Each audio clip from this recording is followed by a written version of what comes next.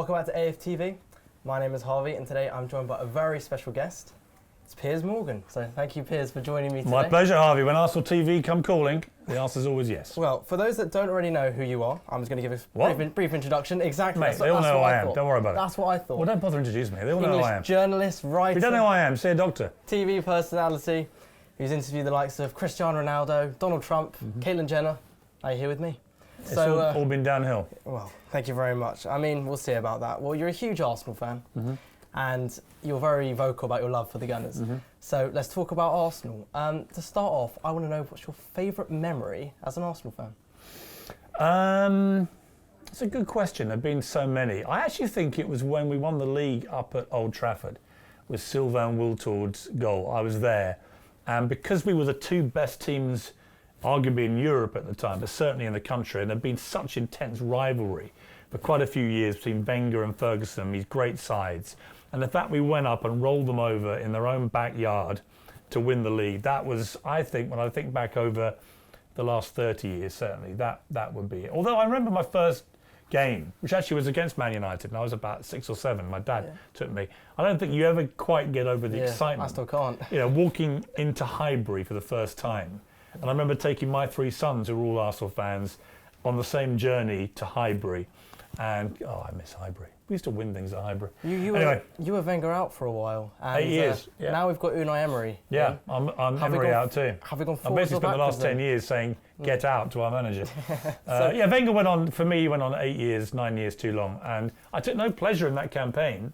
But I think most Arsenal fans who used to throw their toys out of the pram about what I was saying now look back and can see I was right. I don't take pleasure in that. It was no pleasure to basically turn on a guy that had brought us such incredible success and been such a brilliant manager. But he outstayed his welcome by 8 years. And he dragged us into a kind of mediocre place. Emery, I believe in giving everyone a chance. He's had 18 months. What really worries me is the way we're playing against teams like Leicester, Southampton. I went up to Leicester, it was awful.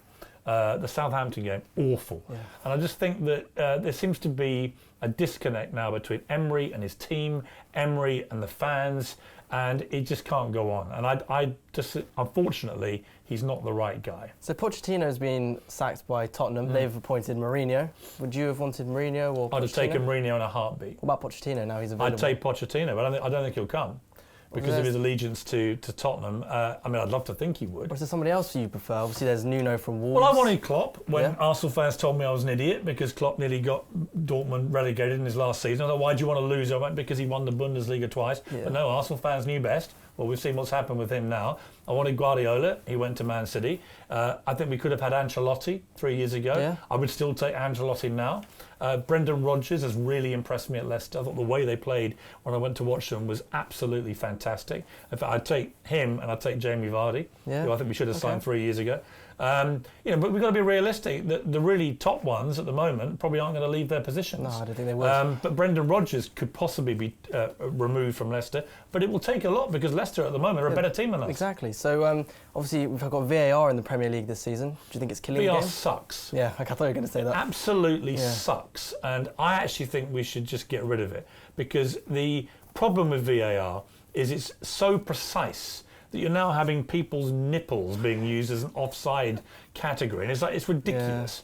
And I think it's also this stopping the game for 3 minutes. In cricket, it doesn't matter. No. Cricket has this review system, but because it's such a slow game, I love cricket. I don't mind waiting 3 minutes. It's actually quite exciting. Give me one of the more exciting moments. But VAR is slowing down football to such a degree. It's killing the passion, the excitement. I would have it only for goal line decisions on a ball crossing the goal line. I would literally have it for that. It's not fit for purpose for anything else because at the moment it's completely inconsistent. Many good goals are being disallowed after VAR's got involved. Many goals that should be disallowed are not being disallowed. The whole thing's a total shambles. And the fans don't even know what's going on either. There's no dialogue with the fans. We have no idea what's happening other than everything has to stop for 3 minutes and then you get the wrong decision.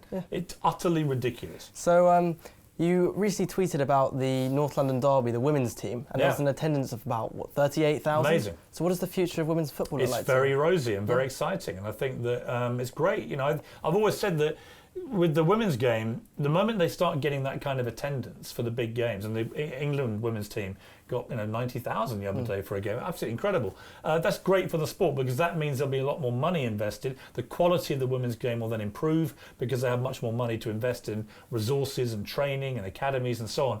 Well, everyone wins from that. But the Arsenal women for a long time have been a considerably better team than the Arsenal men. Yeah, so what about, got a nice interesting question for you.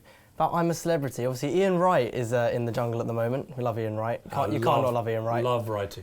Will we one day see you in the jungle? Absolutely. £5 million, I'll be there next year. Yeah, you heard it here first. That's my minimum requirement. For that, I'll eat any kangaroo testicles you like. I heard that Kate Garraway approached you when she first got asked for it. And you said she should absolutely do it. So surely you should absolutely do it too. Well, no, because I said, look, I'll do it. I'll humiliate myself, but for £5 million.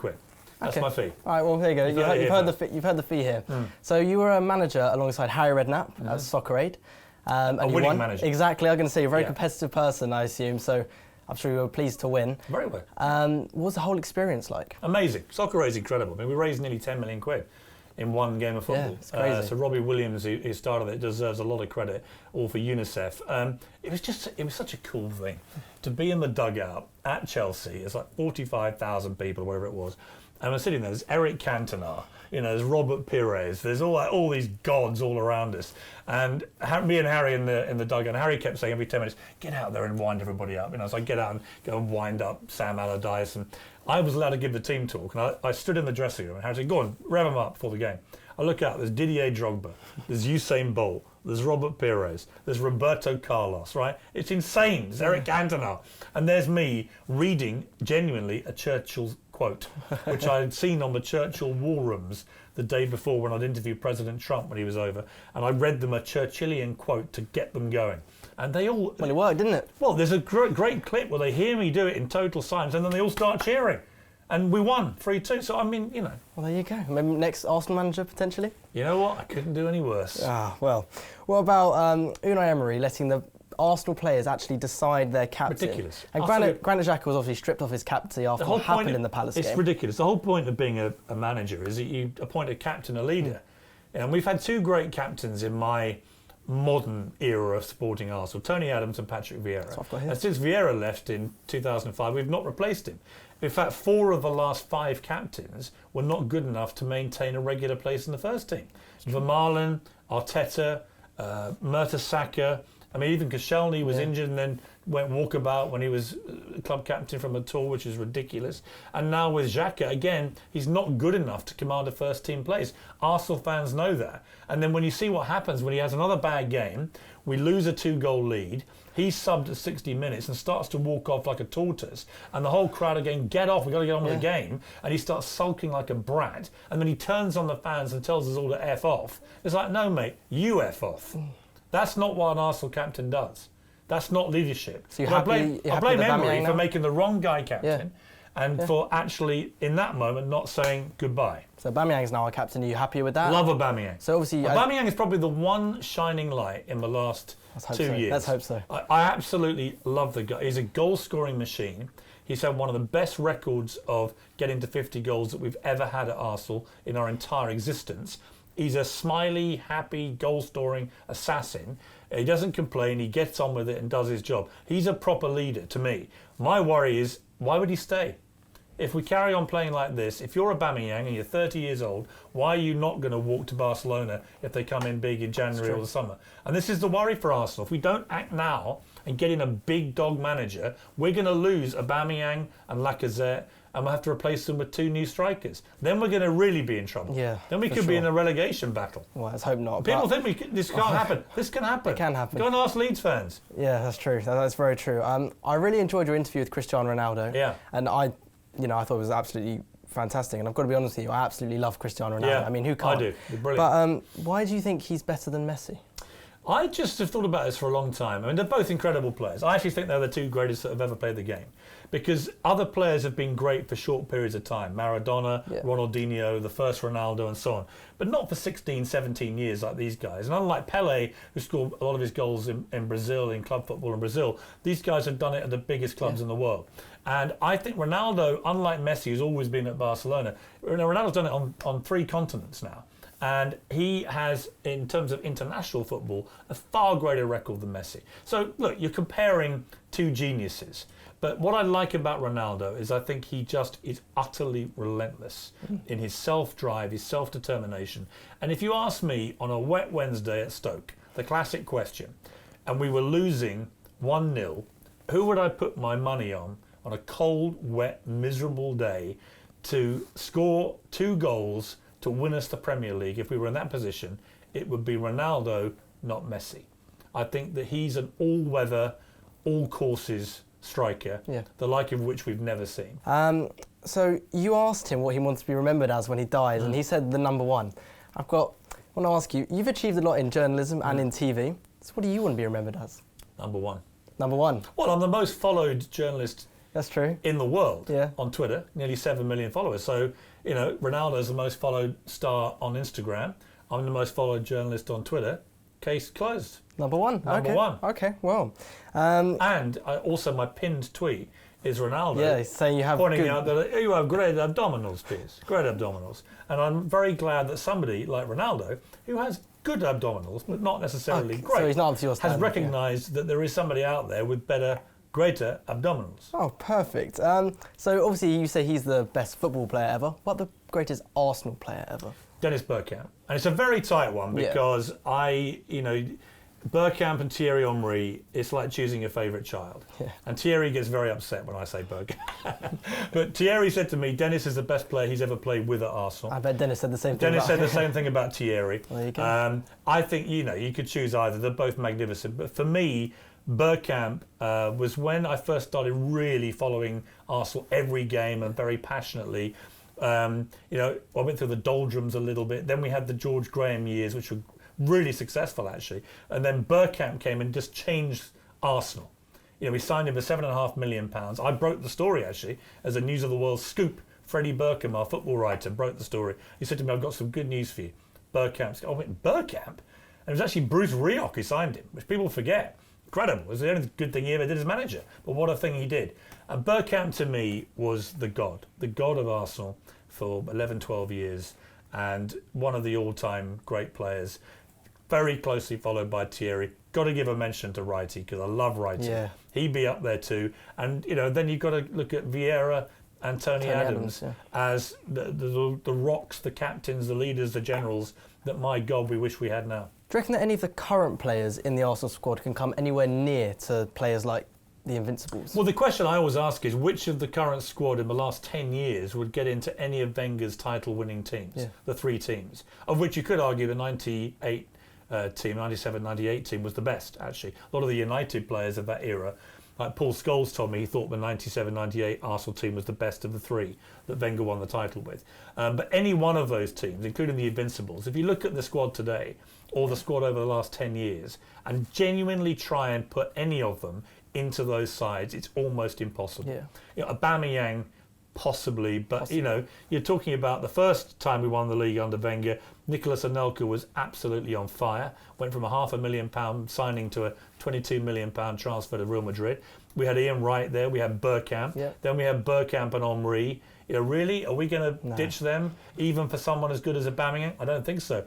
Mesut Ozil has the potential to be at that level, but we don't see it enough. And I don't like his ticker. I don't think he has it what it takes here to be an Arsenal legend. So no, I don't think any of them would. I don't think any of the defenders would. I don't think the goalkeepers are anywhere near the level of Seaman and Lehmann. I don't know where you would find room for any of them. So that shows how far we've gone. You could play the same game with Man United.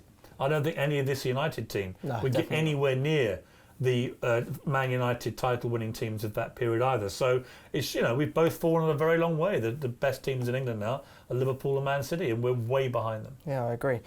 So I'm here from AFTV, and we're a football fan channel giving Arsenal fans a voice. Love Robbie. So you remember being interviewed him back in 2014? Love Robbie. So what's your opinion on fan channels like AFTV? Love it. I think we're the best fan channel in the world. Perfect. We're the most famous fan channel in the world, and we seem to breed supporter stars, don't we? Everyone knows our stars, our star fans, right? They're like globally famous, and I like that. And also, they kind of reflect what I'm like when I come out of a game. Come out of being drubbed at Leicester. I want to watch Arsenal Fan TV, and I want to see our guys going off exactly reflecting what I'm feeling. It's just about being a passionate, emotional fan. You win, you're joyous, you get stuff, you hate life. You know, if you have a boring draw, you're just like, God, that was a waste of 2 hours. You know, it's about exuding the passion of the terraces into a television form. That's why I love it. Well, when you spoke to Robbie 5 years ago, you actually correctly predicted the top 4 for that season. Yeah. So I want to know, what's the top 4? Easy. Or Liverpool, even the top 6 looking at the season? Liverpool, Man City, Leicester, Chelsea, Tottenham, Wolves. Arsenal will be 8th or 9th. 8th or 9th. Wow, okay. As things stand. I seem pretty confident with that as well. Yeah. I'm very top 4, no question. Yeah, 100%. So the KSI versus Logan Paul rematch, Yeah. boxing rematch recently took place and was watched by like millions. But I want to know, who would you seriously want to box against? Jeremy Clarkson's a bit of unfinished business there. Oh, well. Yeah, see the scar on my head? That was where he whacked me once. And I didn't hit him back because it was the British Press Awards and I thought I might get fired. Ironically, I got fired 3 weeks later, so I kind of wish I'd decked him now. But yeah, I think the Clarkson-Morgan fight could actually outdo... Do you reckon you'd actually do it for charity? If he would, oh, no, I would definitely do it. Yeah. Oh, wow, okay, that's... Listen, mate, my 3-year-old hit me harder than he did when my boy was 3 at the time, so no question. I think Frank Warren and those guys, Eddie Hearn, they could sell out Wembley Stadium for me and Clarkson. Wow. And I'd make it interesting, a fight to the death. Literally, one of us dies. Okay, well, you heard it here first then. So you've been on Good Morning Britain for a while and you've had your own shows. You're on Britain's Got Talent, you've interviewed Ronaldo, Trump. So what's next for you? Movies. Movies? Daniel Craig's giving up James Bond. Moneypenny. Like my martinis, shaken, not stirred. Yeah, I can see you in a movie. There's already been a Piers Brosnan. Why not a Piers Morgan?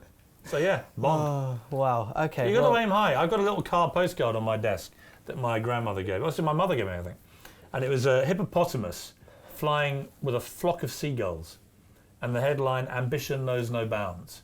You've got to be ambitious in life, right? Yeah. My message to you is, what do you want to be in 10 years? Oh, I don't really know, to be honest. Work it out and then get there. I think I quite like Ronaldo, what you do. at your age, how old are you? 16. Right. He was almost the best player in the world already, but he knew he wanted to be number 1. Top dog, numero uno. What were you doing at my age?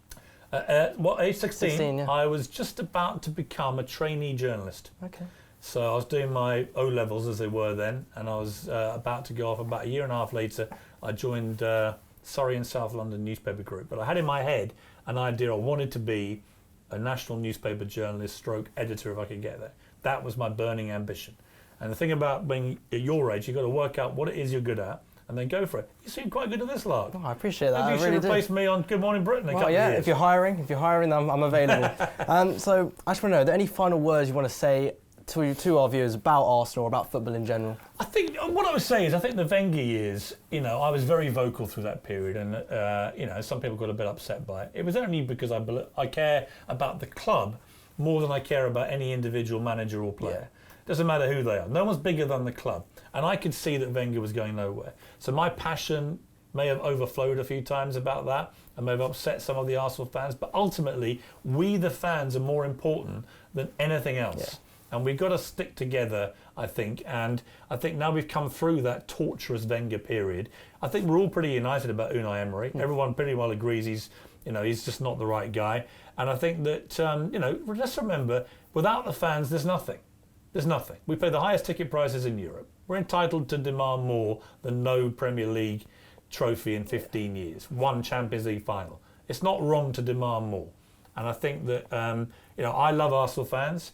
I know they don't all love me, but we all come from the same place and we love Arsenal. Yeah. And we only want the best for our club and for the team to be as good as it can possibly be. And we should never stop putting the heat on the board, on the management, to produce the best team we can have. We want to be back competing again. We do. I don't want to see City and Liverpool and Chelsea and Leicester. Tottenham. Tottenham. I don't want to see it. Well, that wraps up this interview. And I want to say thank you all very much for watching. And Piers, thank you very, very much for joining me. Pleasure. It's been a pleasure to meet you and to speak to you. Thank you very, very much. Good to see you. Thank you.